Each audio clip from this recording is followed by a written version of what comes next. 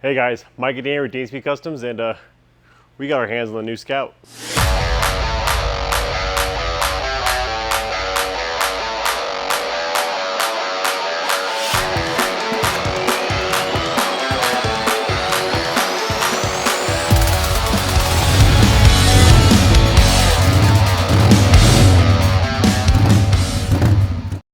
So you're thinking about getting one of the new Scouts, you're trying to see, is it worth it? So the good guys over at Ride Now Peoria, shout out to Jarret for hooking us up with this brand new 2025 Scout 101. So we're going to compare and contrast to the previous version and kind of see the main differences and the upgrades that Indian made from the previous model.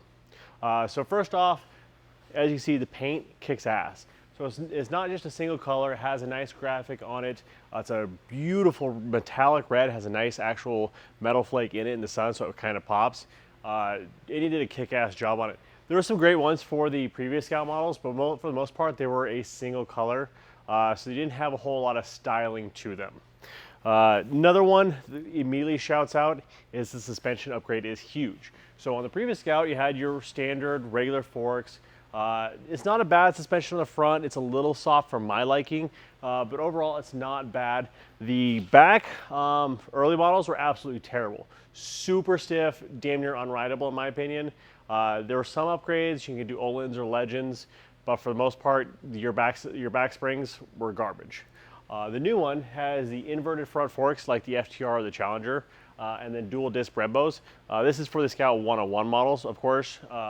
But that's a huge difference, and you definitely feel it. The suspension is a lot more confident. It's a lot more stable at speed.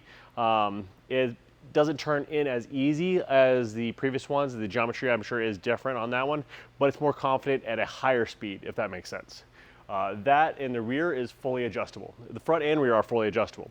So you have your dampening, you have your preload, and then you also have your rebound down here as well. So that way you can adjust the suspension to you exactly as you want it.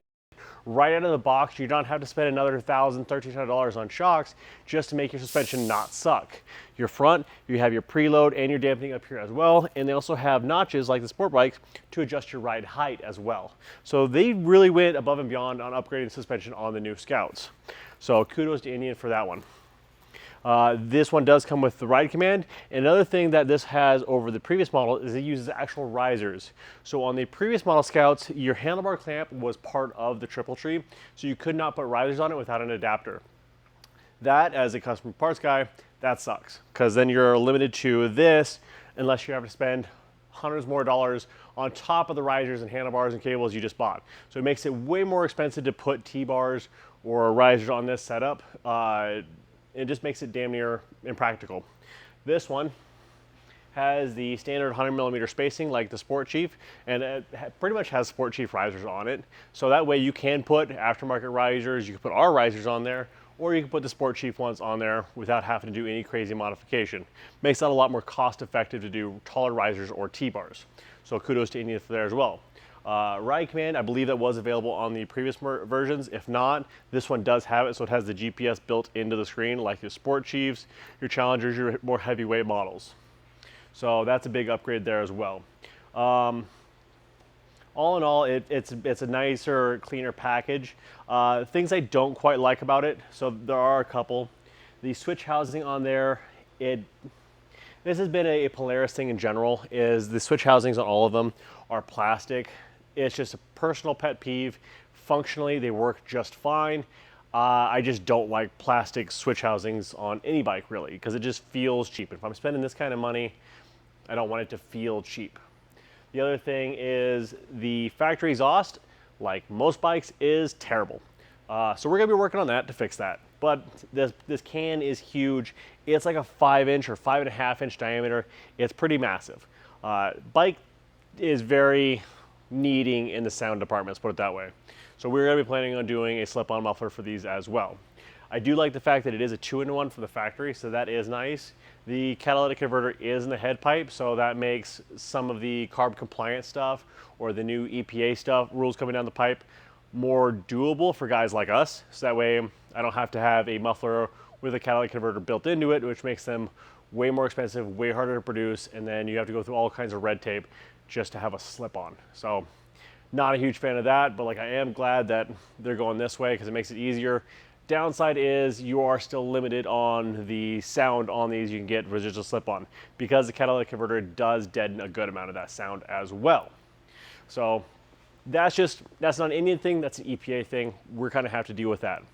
Another thing on this one I've noticed is your rear swing arm on this guy is pretty much the same on this side.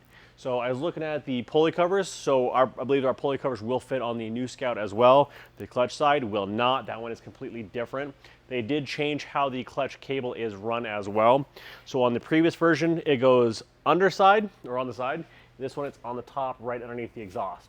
So makes it a little bit easier to access, but like marginally at best. Doesn't really have any functional change.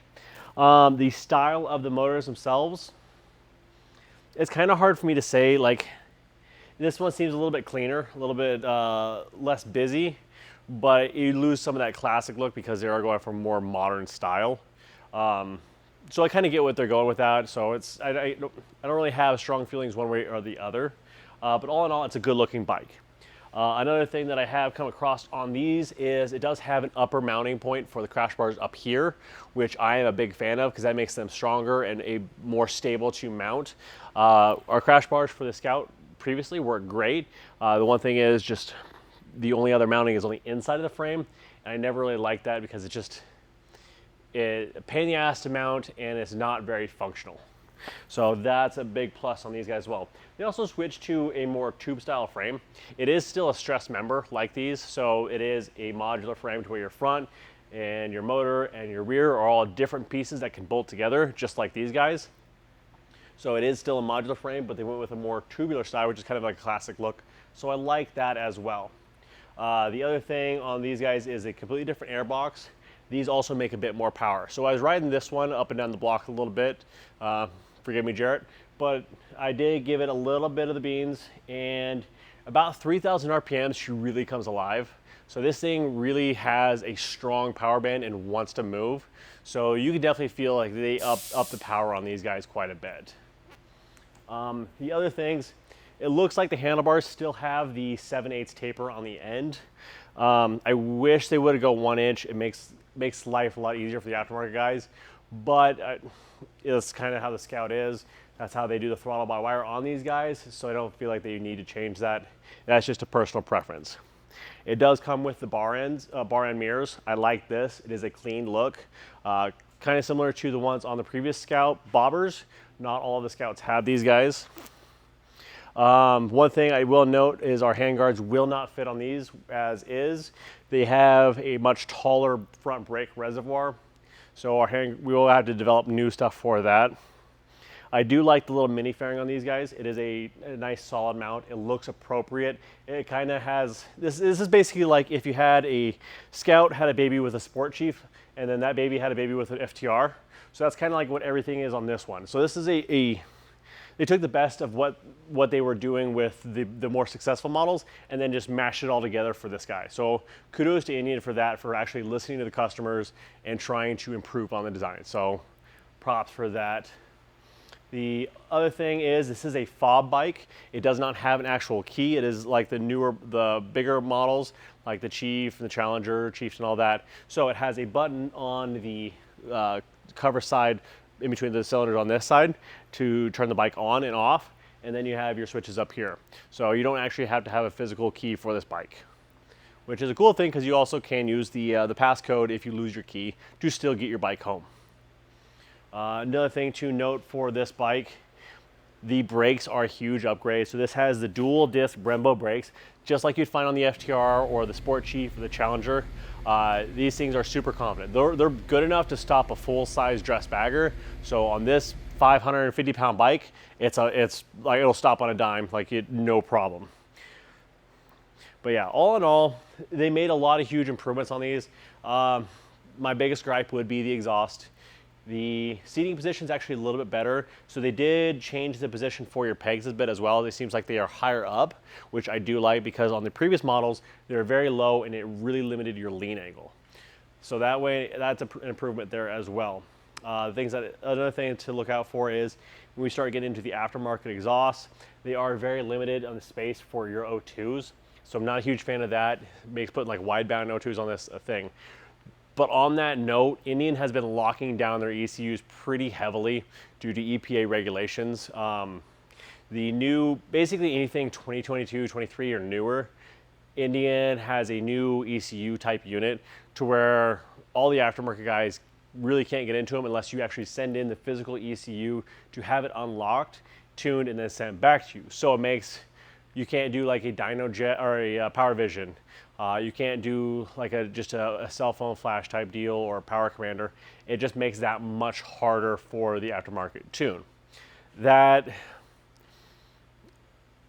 unfortunately, I feel like their hands are a little bit tied with the way the EPA has been cracking down on a lot of this stuff. So I can't put the full blame on Indian specifically. Bike is a cool bike. It does have a lot of great features. I like how it has the tank bib here. This is where the GPS antenna is right underneath this guy right here.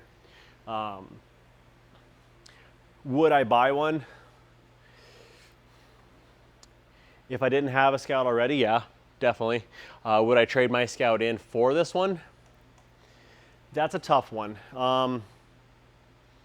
If it was the older Scout, absolutely. If it was a 23 or 24, that'd be hard pressed to just kind of switch that upgrade altogether. They did make a lot of great improvements, but you can still make your previous Scouts great. Sissy bars are going to be no problem for this. Slip-on, thankfully Indian was smart and they made it so the aftermarket, like me, can do a slip-on for these. So you don't have to have any crazy special machines to make the slip-ons for these. So thank you. Ran into that problem with the Nightster. That's kind of why that one was dead in the water for us. Every time I tried to develop something for the Nightster, it was a new problem, new issue, and I just found out that bike was not selling nearly enough for me to justify that much work for a couple parts where we wouldn't even know if they would sell very much. But yeah, all in all, I think Indiana kind of hit the mark on this guy. I am pretty excited to dig into it and start tearing in and developing new stuff. Right out of the bat, we're going to be having crash bars for these and sissy bars. And then the next right after that would be the slip-on. Handlebars, I'm hoping that the fitment is the same as the ones that we already offer. Risers, I know our risers will fit on these as is, which is really cool, because then you don't have to have the adapter to put risers on there. You can actually do the pick rail risers with the Indian gauge attachment, and it will be a direct fit. So that's really cool. But yeah, all in all, good job, Indian. And we're going to do a little bit more testing on this guy. Jarret gave me the go-ahead to throw it on the dyno. They do claim 111 horsepower out of the box, but everyone knows that is advertised crank horsepower. What you actually get on the road is usually much less. So we're going to find out what this is actually putting down to the pavement. So check that out.